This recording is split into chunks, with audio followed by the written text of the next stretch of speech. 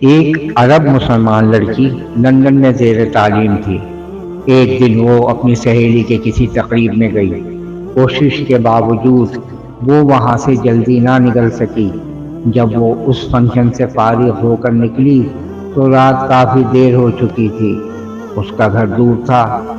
گھر جلدی پہنچنے کا ذریعہ زیر زمین چلنے والی ٹرین تھی، لیکن وہ ٹرین سے سفر کرنے سے کچھ خوفزدہ محسوس کر رہی تھی، کیونکہ برطانیہ میں اکثر رات کے وقت ٹرینوں اور اسٹیشنوں پر بہت سے جرائم پیشہ اور نشہ میں دھت افراد ہوتے ہیں۔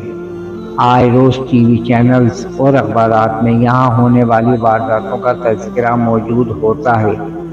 چونکہ اس لڑکی کو زیادہ دیر ہو چکی تھی اور وہ بس کافی وقت لے سکتی تھی، اس لیے اس نے بہت سے خدشات و خطرات کے باوجود ٹرین میں جانے کا فیصلہ کر لیا۔ یہ بات پیش نظر رہے کہ لڑکی دیندار نہیں تھی، بلکہ بہت زیادہ آزاد خیال اور لبرل تھی۔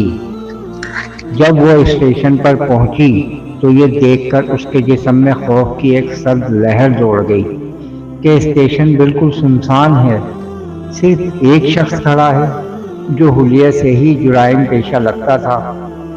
وہ انتہائی خوفزدہ ہو گئی۔ پھر اس نے ہمت کی، خود کو سنبھالا اور قرآنی آیات کا ورد کرنا شروع کر دیا۔ اسے جو کچھ زبانی یاد تھا، جسے ایک عرصے سے وہ بھولی ہوئی تھی، سب کچھ پڑھ ڈالا۔ اتنے میں ٹرین آئی اور وہ اس میں سوار ہو کر بخیریت اپنے گھر پہنچ گئی۔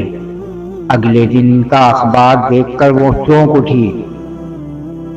اسی اسٹیشن پر اس کے روانہ ہونے کے تھوڑی دیر بعد ایک نوجوان لڑکی کا قتل ہوا اور قاتل گرفتار بھی ہو گیا۔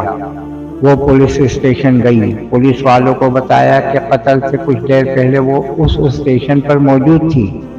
میں قاتل کو پہچانتی ہوں، اس سے کچھ پوچھنا چاہتی ہوں۔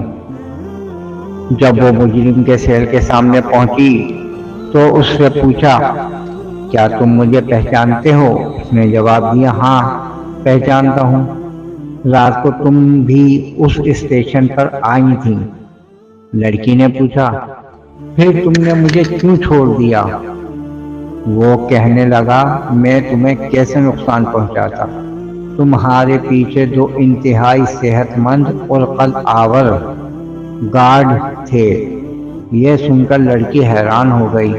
اسے یقین ہو گیا کہ قرآن کی آیتوں کا ورد کرنے کی وجہ سے اللہ کی طرف سے اس کی حفاظت کی گئی، اور وہ واپسی میں اللہ کے شکر اور احسان مندی کے جذبات سے مغلوب تھی۔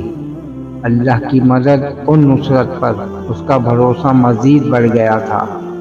اگر ہم اپنے دل کی گہرائیوں سے اللہ کو پکاریں اور اللہ کی تائید و نصرت پر بھروسہ رکھیں تو ہم اللہ کی رحمت سے کبھی محروم نہیں رہیں گے۔